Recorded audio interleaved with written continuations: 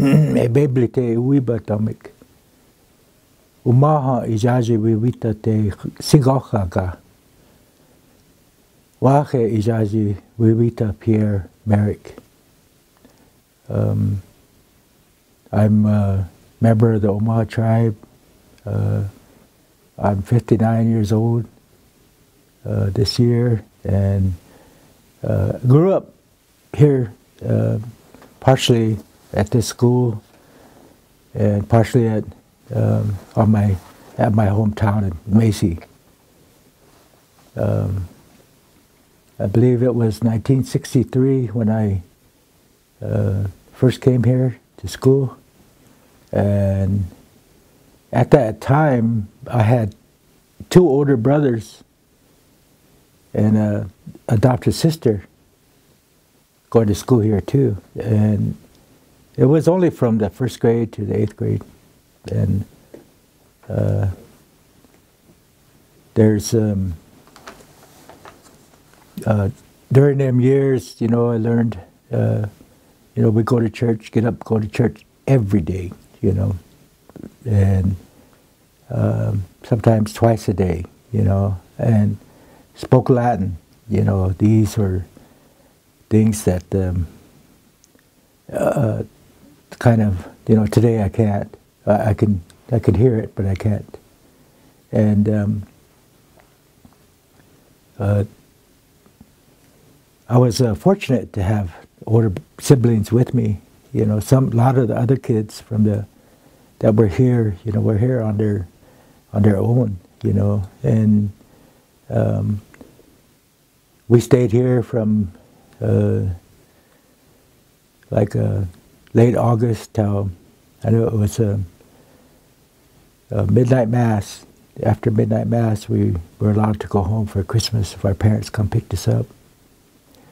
Some of us weren't picked up by our parents, but they were arranged to go and spend the holidays with we just say white people, and we'd have probably 10 days or so, and then we'd come back, and in the summer we'd get out of here probably the end of May or 1st of June, and we go back to the res, back to our res. This is the res too, but back to our res, and spend the summer, and then come back. During the times that I was here, I never. I guess I take that back. One time, me and one of my cousins, we attempted. Well, we did make it back to Macy. We ran away from here, and we made it back, hitchhiked back, and I'd say we was probably 7 years old. And but when we got to Macy, they brought us right back, During them years, discipline was allowed, and I was disciplined, enough, that kept me straight, but I guess after I left here at the beginning of my 7th grade because I got so big they couldn't just whip me without me fighting back, so I had to go to Macy, and I went to Macy, and then from there I graduated out of the 8th grade in Macy, and then I went to another boarding school in Flandreau, South Dakota. Now this was run by the government, so it wasn't by the church,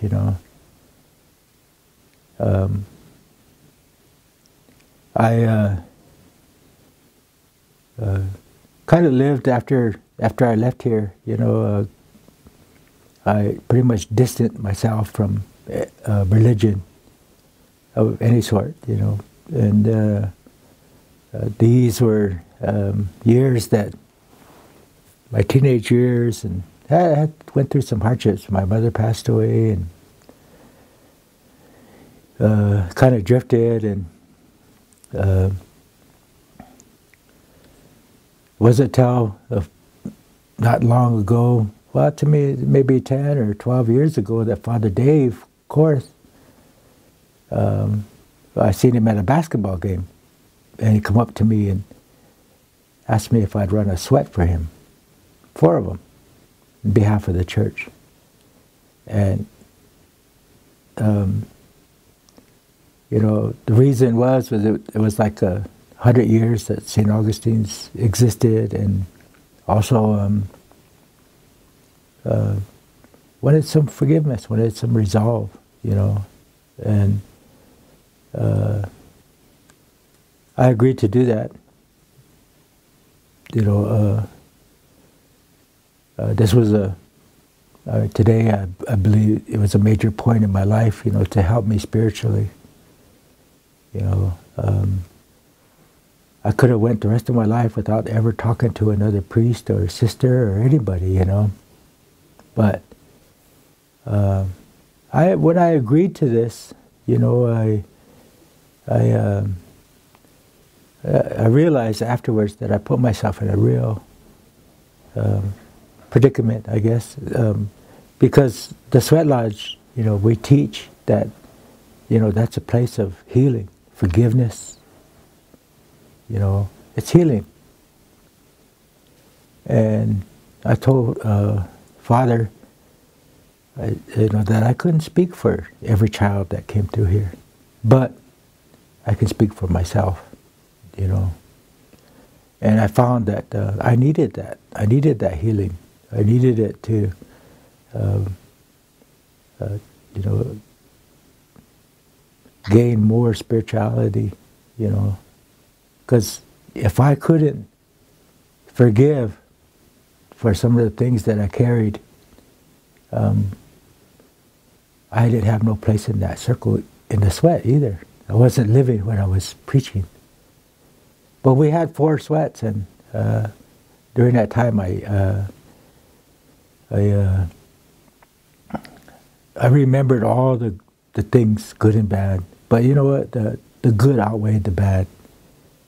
I remember, you know, sled riding, riding bikes up here, and you know, doing things, you know, learning, you know. There was you know, thoughts that I had, you know, it's like, but geez, I remember we used to go up to the Shrine Circus up in Sioux City, and they'd take us in a cattle truck, you know.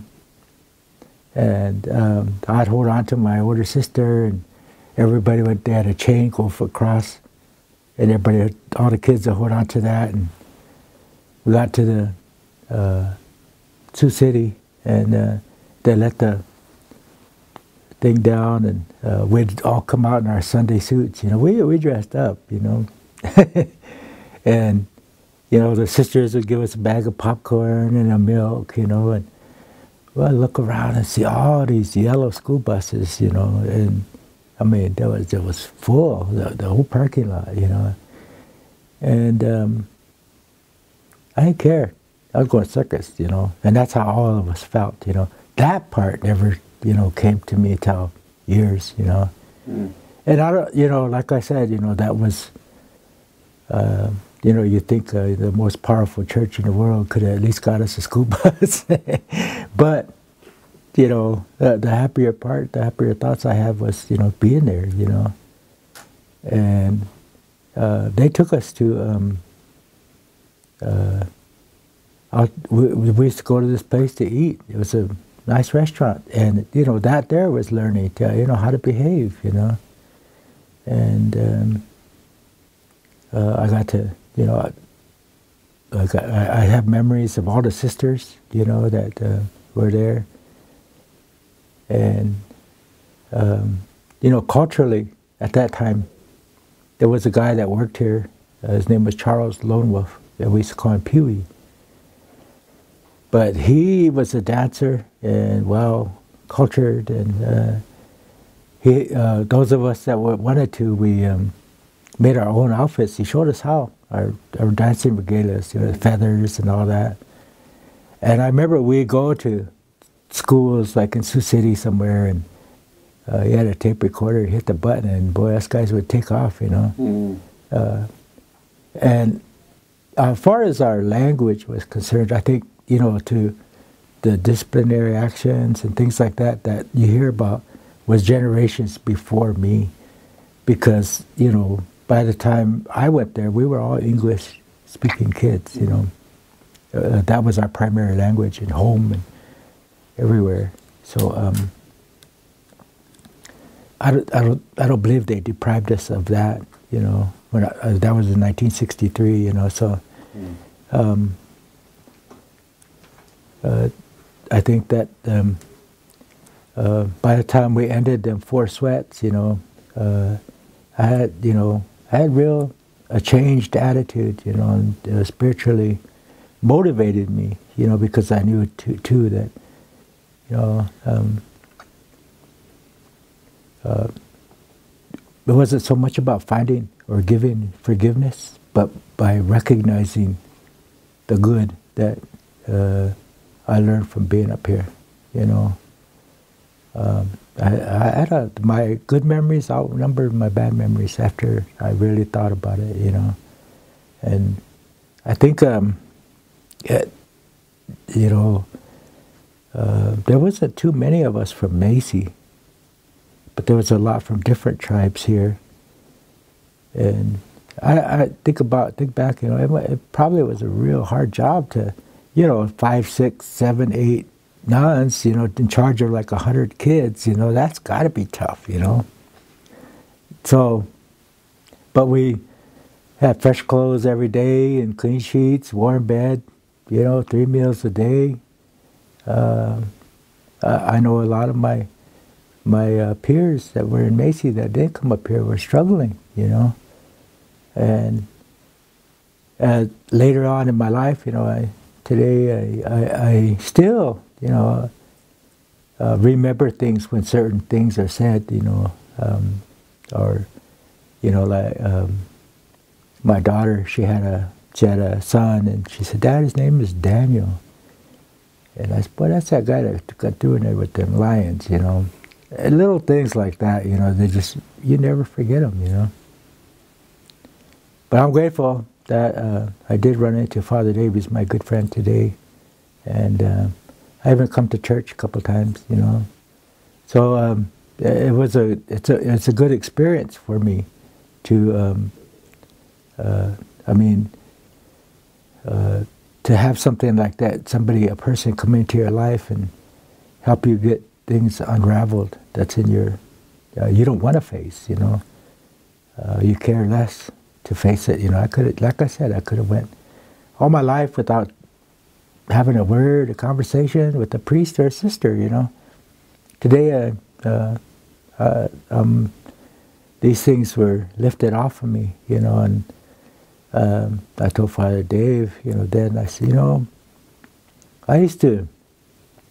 we have long hair ever since I left here, because, you know, we couldn't hear, but I always, you know, and I don't know, you know, if it's a native thing or what, but I just didn't want my hair cut. And I'll clear up to just a few years ago when this here happened. And I never realized it, but I think it was a part of that, you know, because if we were disciplined, a lot of it was we were, because whatever we did, but we ended up getting shaved bald-headed, you know. That was part of the, so I think that kind of, you know, in the back of my mind caused me to live with my hair long, you know, and not having anybody touch it, you know. When we got done with these sweats, I said, man, I could probably go to the barber tomorrow, you know, I feel good about it, you know. And I did. I cut my hair off, you know, and I felt better, you know. And but these were the things that I can remember, you know, about being up here, and the influence that it has on me today, you know. I work at the Indian Community College in Macy, like I was telling you, and we interviewed elders for language, and I come across a lot of people that,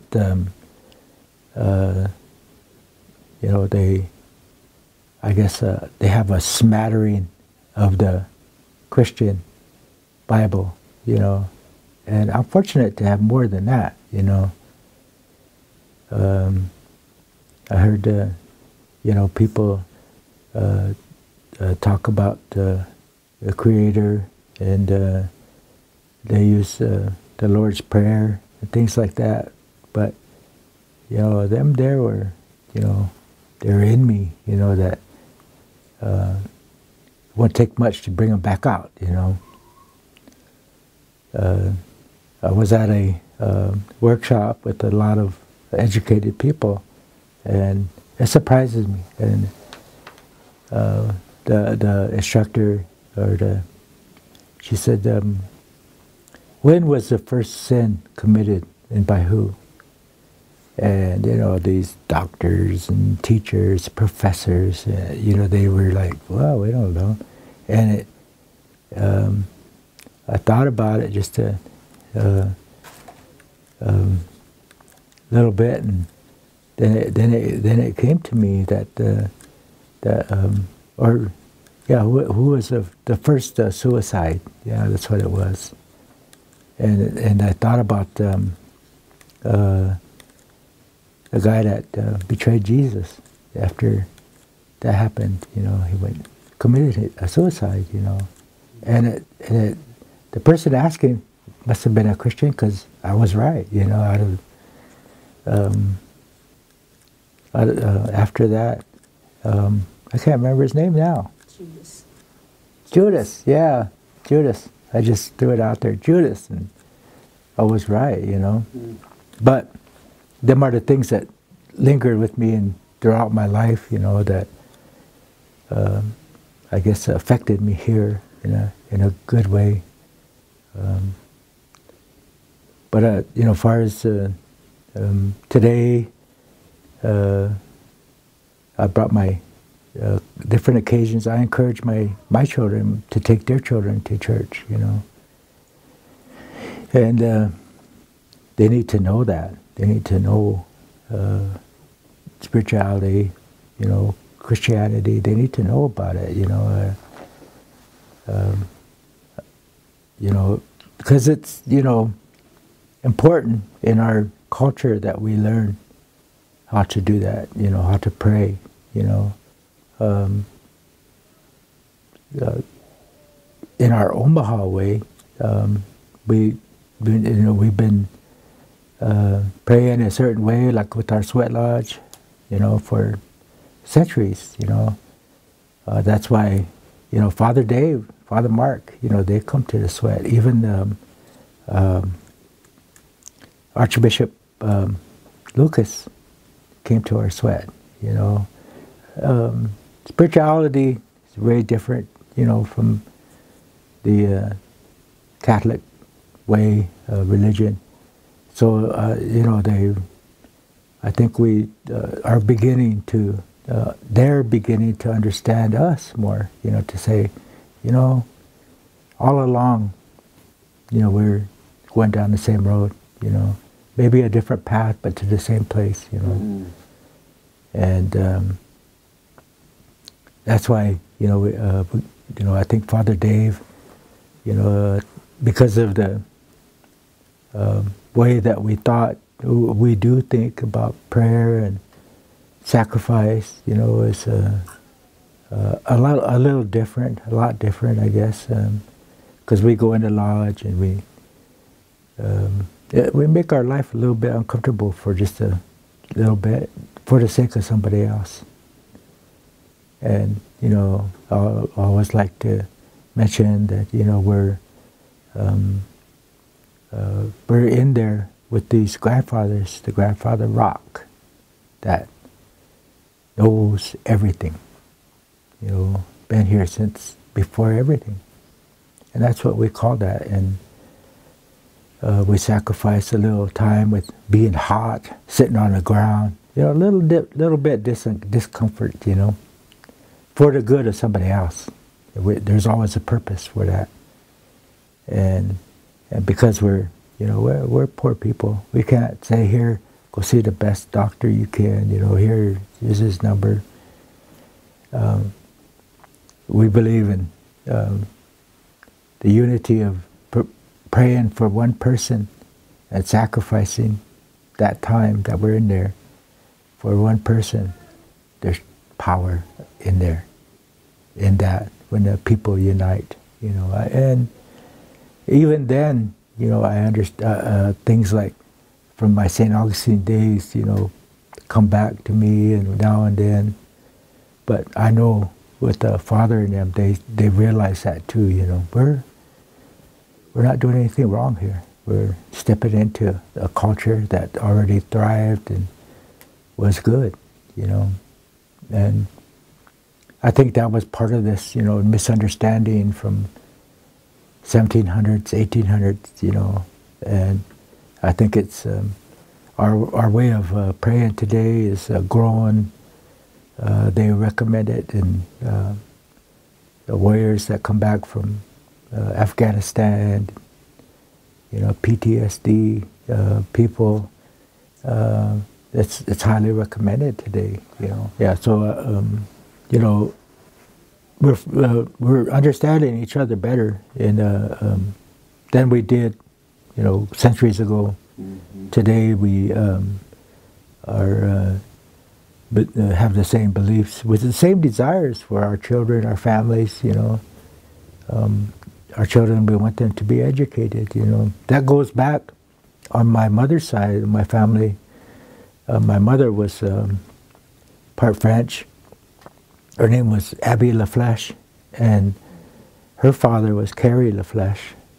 And my grandpa Carrie was brother to Dr. Susan Laflèche. Oh, the first, darn.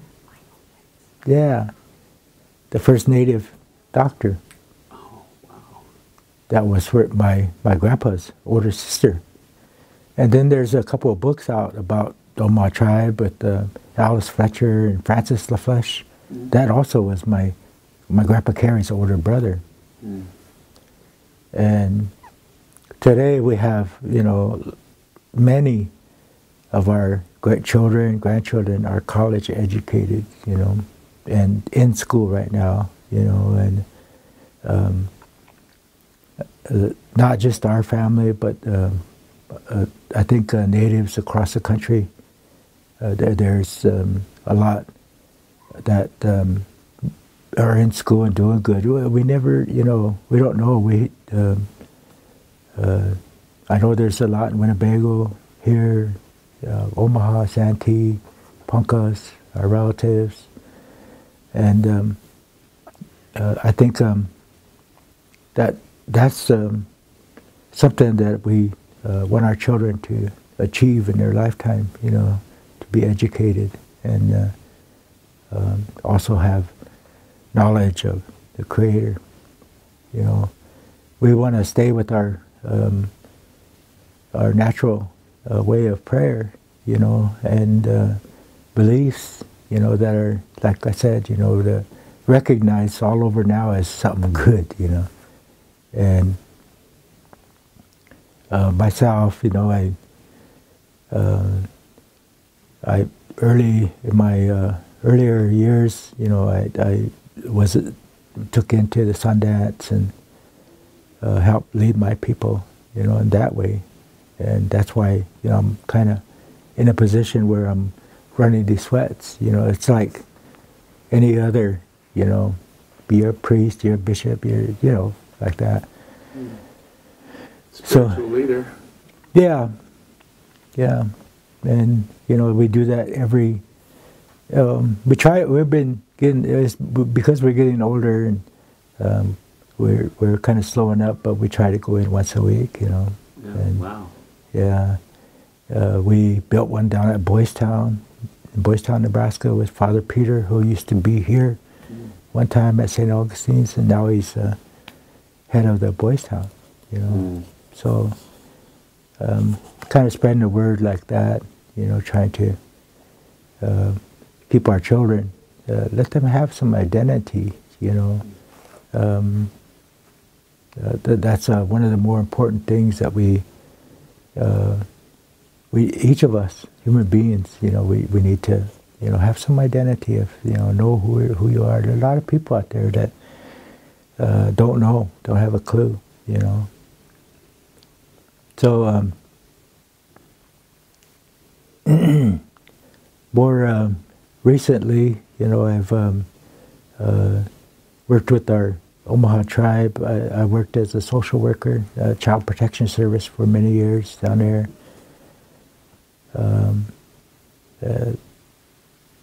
The Indian Child Welfare Act program down there.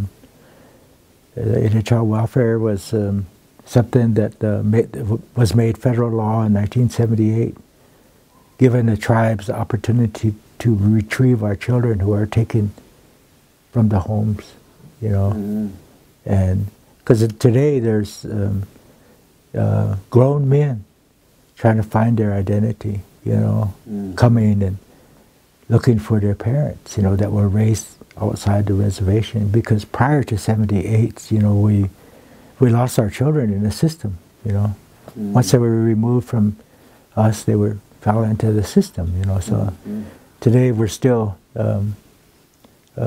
there's still people that are victims of that. And I worked in that field for many years, and then now that there's other things going on, and things that were of historical matter, that probably should have been recorded. We're kind of working slowly on that too. I'm working with some other programs that we're trying to record our culture, traditional ways. Because if we don't, then pretty soon we won't have nothing. And today we have this. We have the technology to capture an image and a person talking. And that there is 50 years from now, our children, and look, and that's the truth. That's the truth coming from us. As elders, citizens. So we have today, we have our tribe is well documented, and a lot of people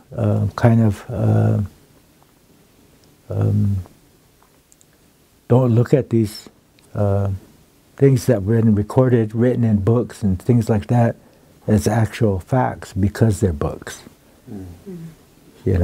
And because, they might have had some white blood in them or something, they were half-breeds, or,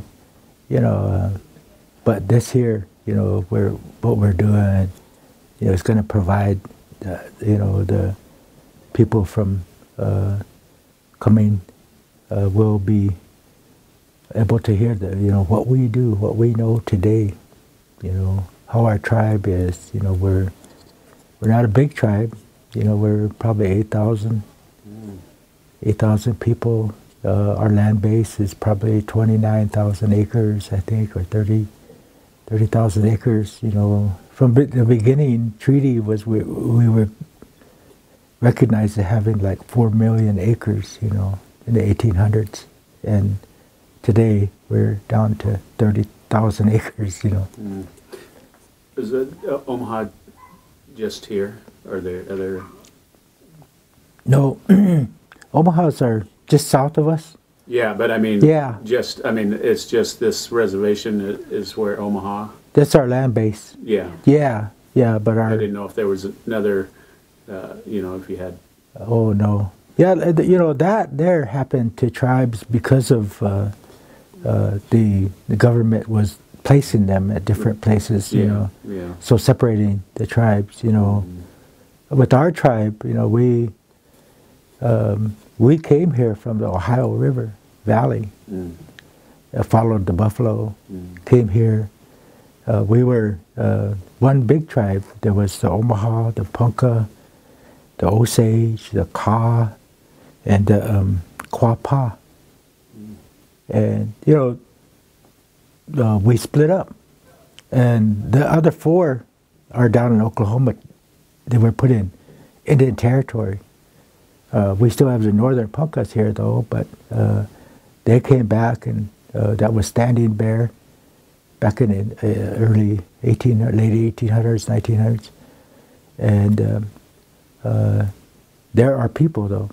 We're the same, you know, our language, a lot of our beliefs, you know.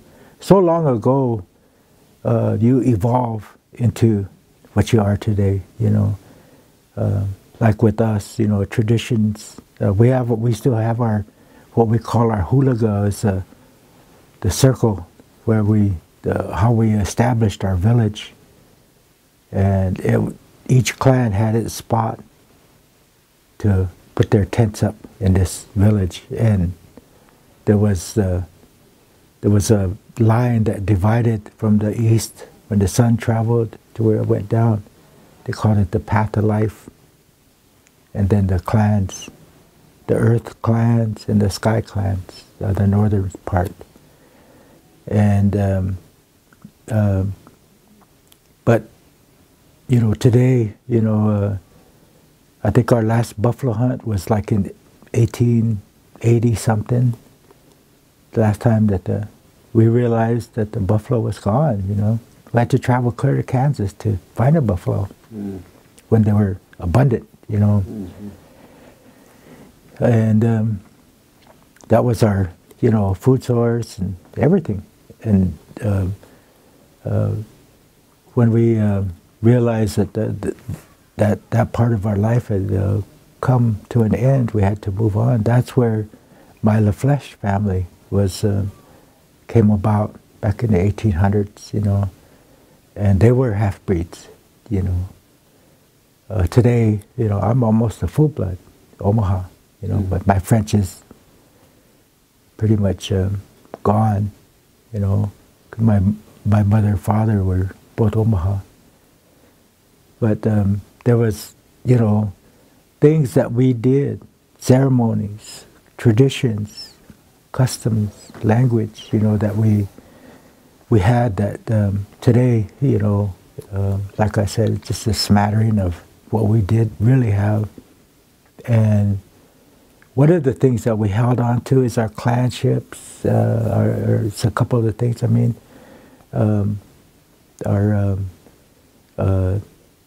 one thing that my clan, my Merrick people, were the Black Shoulder and Kesabe people of the Omaha tribe, and it was us that was in charge of the buffalo hunt. And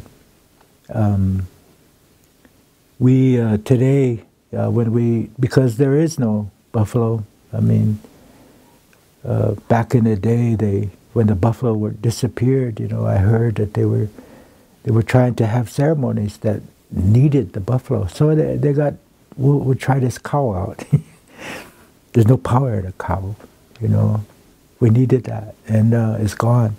But today, like I said, what we've evolved to is when we have doings, gatherings, and we eat together, and usually there's a cake, you know, that is provided, like a birthday party or whatever.